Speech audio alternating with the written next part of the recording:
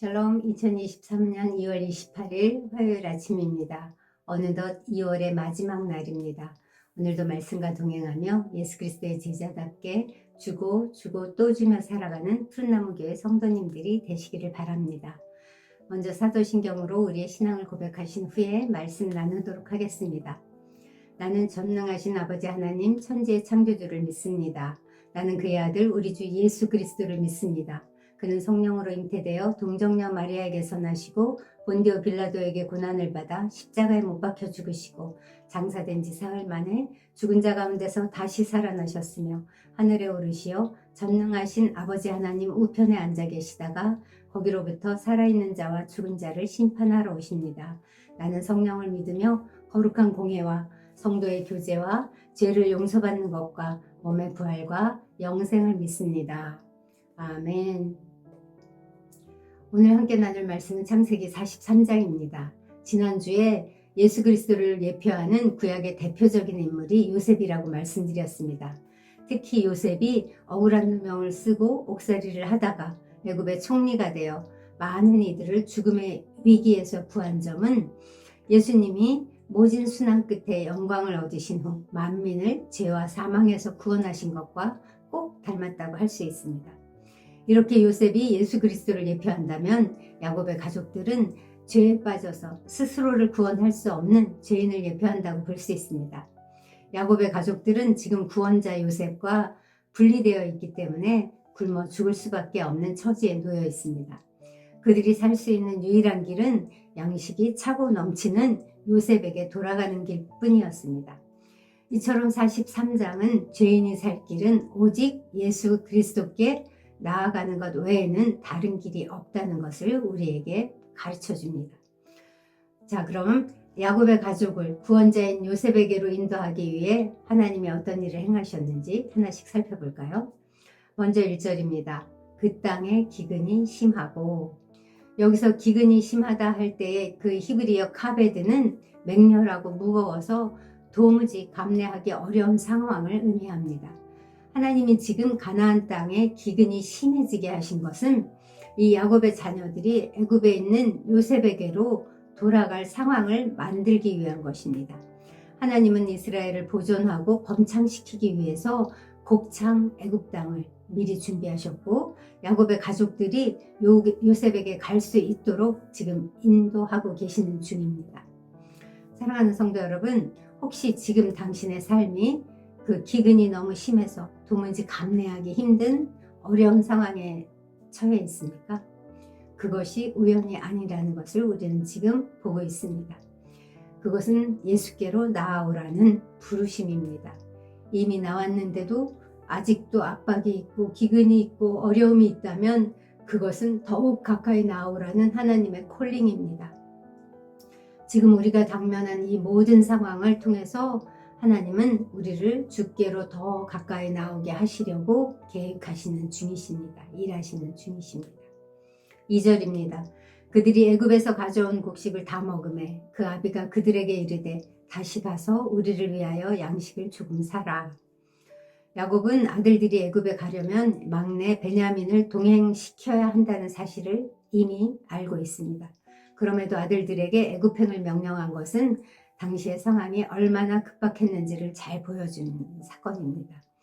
1차 방문 때 사왔던 그 양복이 이미 다 돈이 난 모양입니다. 그러자 이번에 유다가 자신의 목숨을 담보로 내놓으면서 베냐민을 안전하게 데려오겠다고 약속합니다. 베냐민을 살리고 자신이 대신 죽겠다는 이 유다의 모습에서 예수님의 십자가가 연상되지 않습니까? 이 사건을 계기로 넷째 아들 유다가 맏아들인 르우벤을 제치고 서서히 본격적으로 구속사 전면에 주도적인 인물로 부각됩니다. 이렇게 아브라함 가문의 중심이 이삭과 야곱을 거쳐 넷째 유다에게로 옮겨지게 된 것입니다. 유다의 이 주도적인 역할이 절정을 이룬 것은 유다 지파를 통해 예수 그리스도가 이 땅에 오신 사건입니다. 요셉을 파는 일에 주도적 역할을 했던 유다, 며느리 다말과의 그 부적절한 관계를 통해 후손을 얻은 유다. 그럼에도 그가 그 예수님이 오시는 통로로 하나님께 쓰임받은 것은 우리의 과거의 죄를 묻지 않으시는 하나님의 긍휼 때문입니다. 하나님은 우리의 죄를 용서하시기를 기뻐하시는 긍휼의 하나님이십니다. 그분이 우리의 아버지십니다. 14절에서 드디어 야곱은 막내 아들 베냐민을 내려놓습니다. 전능하신 하나님께서 그 사람 앞에서 너희에게 은혜를 베푸사 그 사람으로 너희 다른 형제와 베냐민을 돌려보내게 하시기를 원하노라. 내가 자식을 잃게 되면 이르리로다. 여기서 야곱은 전능하신 하나님 엘샤다이의 이름을 부르며 기도합니다. 야곱이 이 명칭을 사용한 것은 전능하신 하나님만이 자기가 처한 이 난관을 능히 해결하실 수 있음을 믿었기 때문입니다. 내가 자식을 잃게 되면 이르리로다 라고 고백한 것은 결코 자포자기하는 표현이 아닙니다. 전능하신 하나님을 신뢰하는 역설적인 표현입니다. 요셉을 잃은 후에 베냐민을 절대 놓지 못하던 야곱이 그의 신앙이 이만큼 회복되고 성장한 것입니다. 우리의 신앙도 날마다 변화되고 성숙하기를 소망합니다. 그런데 43장에 흥미로운 사실이 하나 있습니다. 창세기 32장 약복강 씨름 이후에 야곱의 이름이 이스라엘로 바뀐 것 다 아시죠? 32장 28절에 내 이름을 다시는 야곱이라 부를 것이 아니요 이스라엘이라 부를 것이니 이는 내가 하나님과 및 사람과 겨루어 이겼음이니라 라고 말씀하셨습니다. 그런데 이상하게도 그 이후로도 성경은 계속 그의 이름을 야곱이라고 기록합니다. 심지어 35장 세겜성 디나 사건 이후에 하나님께서 다시 한번 내 이름이 야곱이다마는 내 이름을 다시는 야곱이라 부르지 않겠고 이스라엘이 내 이름이 되리라 라고 확인해 주신 적도 있습니다. 그럼에도 불구하고 성경은 웬일인지 그를 계속 야곱으로 기록합니다. 그러다가 이제 야곱이 자기가 쥐고 있던 마지막 보루였던 베냐민까지 내려놓자 비로소 이스라엘이라고 부르는 것입니다. 사랑하는 성도 여러분, 영적 이스라엘인 우리도 그리스도인이라는 새 이름을 받은 자들입니다. 우리도 하나님보다 더 귀히 여기는 모든 것을 내려놓지 못하고 있다면 우리를 그리스도인이라고 부르기에 우리가 달아서 부족한 자들일 수도 있습니다. 오늘 야곱이 베냐민을 내려놓고 이스라엘로 불리운 것처럼 우리도 하나님보다 귀히 여기는 것 있다면 다 내려놓고 크리스찬이라는 그 이름에 걸맞는 삶, 그리하여 하나님만 의지하며 사는 삶으로 회복되기를 소망합니다. 드디어 야곱의 아들들이 베냐민과 함께 애굽으로 내려가서 요셉을 만납니다. 요셉은 베냐민이 그들과 함께 온 것을 보고서 제일 먼저 너희 아버지, 너희가 말하던 그 노인이 안녕하시냐? 아직도 생존해 계시느냐? 라며 자기를 그토록 사랑하셨던 아버지의 안부를 확인합니다. 그리고 이어서 베냐민에게 소자여 하나님이 내게 은혜 베푸시기를 원하노라 라고 복을 빌어주고 급히 자기 방으로 들어가 울었습니다. 요셉은 다 울고 나서 감정을 억제하고 얼굴을 씻고 나와 음식을 차리라고 명령합니다. 그런데 상차림이 좀 특이합니다. 32절입니다. 그들이 요셉에게 따로 차리고 그 형제들에게 따로 차리고 그와 함께 먹는 애굽 사람에게도 따로 차리니 애굽 사람은 히브리 사람과 같이 먹으면 부정을 입음이었더라. 애굽인들은 종교가 다른 이방인, 특히 히브리인들과 식사를 같이 하는 것이 금지되어 있었습니다. 소를 신성시하던 애굽인들은 히브리인들이 사육한 짐승의 고기를 먹지 않을 뿐 아니라 그들이 짐승을 잡을 때 사용했던 도구나 식기조차 사용하지 않을 정도로 히브리인들과의 접촉을 꺼려했습니다. 바로 이런 애굽인들의 배타적인 태도 때문에 하나님께서 히브리인을 애굽으로 보내신 것입니다. 세겜 사건에서 보았듯이 가나안 사람들은 언제든지 야곱 집안과 섞여 살 준비가 되어 있었습니다. 그렇게 되면 수적으로 열세인 그 야곱의 자손들이 그들에게 흡수되어 정체성을 잃어버릴 가능성이 너무너무 높았겠죠. 반면 애굽인들은 세상 모든 족속에 대해서 인종적인 우월감과 배타적 태도를 취하는 민족이었기 때문에 히브리인들과 섞여 살기를 꺼려했습니다.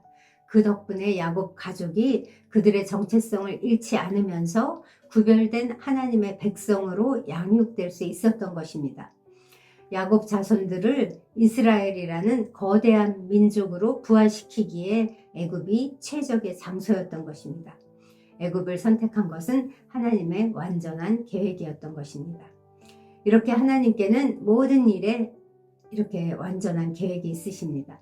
지금도 하나님은 우리의 환경을 통해 우리를 하나님 나라의 완전한 백성으로 만들어 가시려고 그 뜻을 이루어 가시는 중입니다.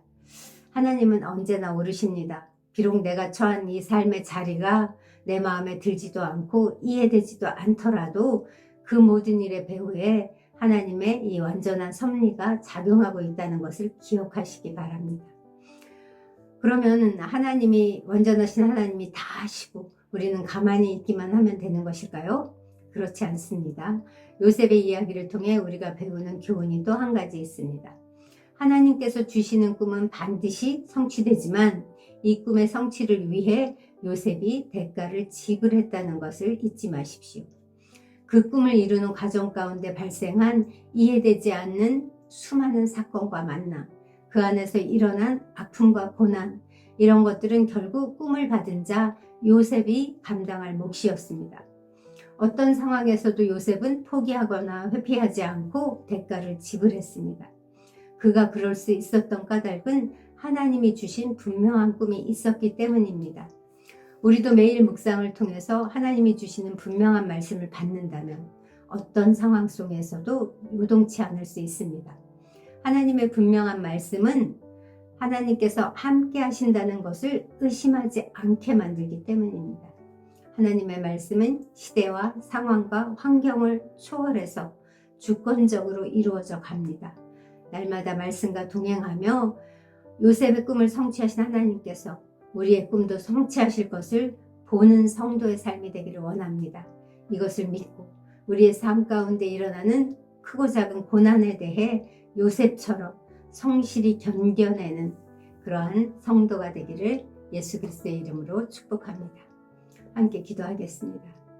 하나님 감사합니다. 주님, 야곱 가족을 구원하시기 위해 기근을 일으키시고 또 애굽 문화를 사용하시고 애굽 땅을 준비하신 주님, 오늘 우리를 예수 그리스도께로 더 가까이 인도하기 위해 우리의 모든 환경을 사용하시는 주님, 그리하여 마침내 나는 너의 하나님이 되고 너는 내 백성이 되리라는 이 언약을 성취해내시는 하나님, 우리를 향한 하나님의 한 가지 목적이 있다면 우리의 거룩과 행복인 줄을 믿습니다.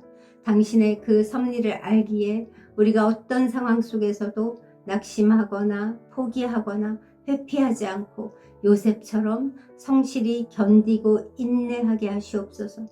우리의 삶을 통해 당신의 꿈을 이루시는 주께 감사와 찬양을 드리며 예수님의 이름으로 기도합니다. 아멘. 이제 말씀을 기억하며 또 공동체를 생각하며 함께 기도하시겠습니다. 우리의 믿음을 우리의 상황이나 감정에 두지 않고 하나님의 말씀에 두게 하소서.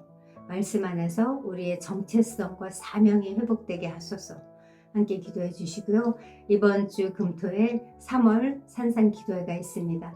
이 산상기도회에 많은 성도들이 동참하게 하시고 특별한 은혜를 받게 해주세요 라고 함께 기도하시겠습니다.